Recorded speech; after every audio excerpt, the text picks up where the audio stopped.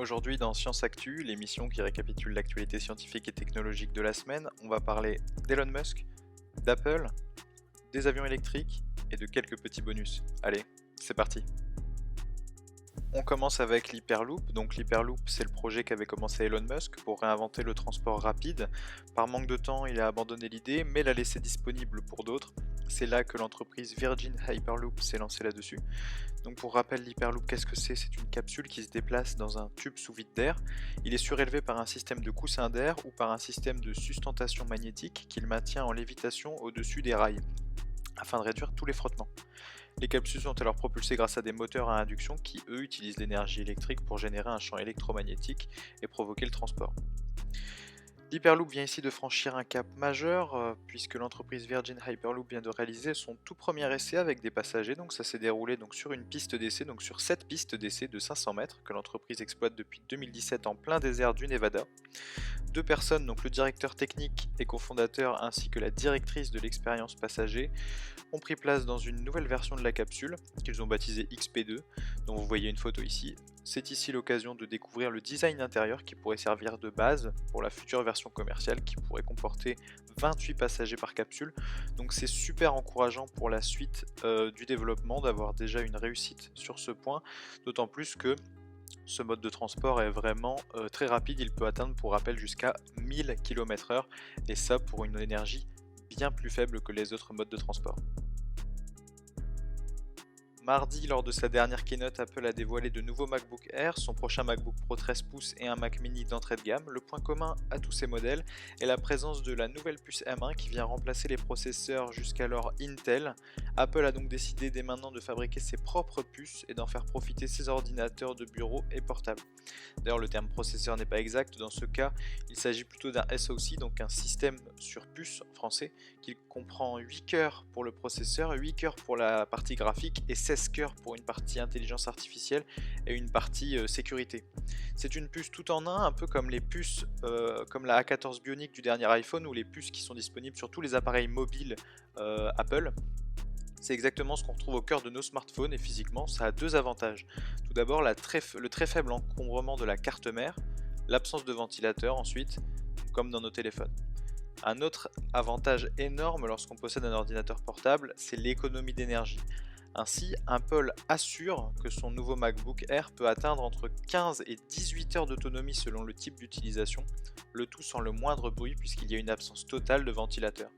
Au niveau performance, ça reste aussi théorique, mais Apple assure que son M1 est 3,5 fois plus rapide que le processeur Intel du précédent MacBook Air. La firme explique d'ailleurs que son portable n'a pas besoin de fonctionner à plus de 25% de son potentiel pour égaler les performances de la concurrence. Donc après on connaît Apple, on sait qu'ils sont beaucoup dans la démonstration, mais il faudra voir en pratique vraiment ce que ça vaut, mais en tout cas ça promet de beaux tests et de beaux jours devant les nouvelles puces Apple pour l'instant. Les transports essayent de passer petit à petit à l'électrique et l'aéronautique n'échappe pas à cette règle. Cependant, l'aviation électrique a une grosse contrainte, le poids. En effet, le poids influence considérablement la consommation d'énergie et donc l'autonomie d'un vol d'avion. C'est sur ce type d'optimisation que travaille une nouvelle entreprise américaine située à Minneapolis qui se nomme H3X Technologies. Elle cherche à concevoir un moteur électrique qui soit aussi puissant que ceux produits actuellement, mais avec un poids qui soit divisé par 3 et qu'on ait réellement un gain de poids pour permettre une autonomie de vol rallongée.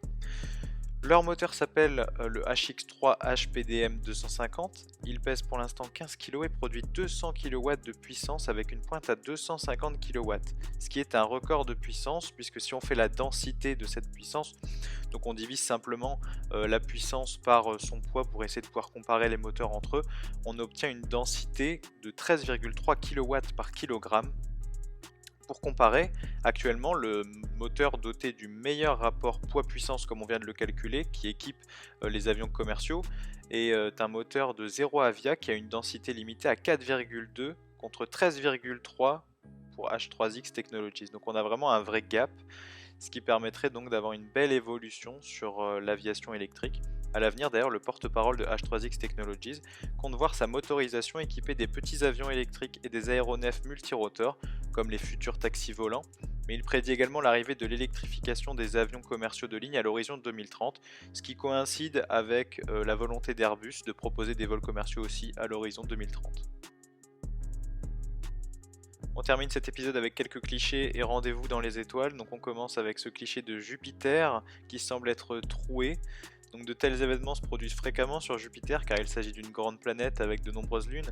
De plus, contrairement à la plupart des autres planètes de notre système solaire, l'axe de Jupiter n'est pas fortement incliné par rapport à son orbite, donc cela signifie simplement que les satellites de Jupiter projettent régulièrement leurs ombres sur la planète géante tout au long de son année, comme c'est le cas actuellement. Le trou n'est en fait qu'une simple projection de l'ombre de l'un de ces satellites. Au niveau étoiles filantes, il n'y a pas qu'en août que l'on peut voir des étoiles filantes, il y en a toute l'année, et certaines pluies bien plus méconnues valent vraiment la peine de sortir au cœur de la nuit, sous respect du confinement.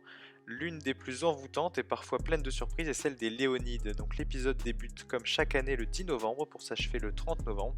Le moment le plus attendu, le pic d'activité aura lieu dans la nuit du 16 au 17 novembre, donc c'est bientôt, quand la constellation du Lion, bien haut dans le ciel.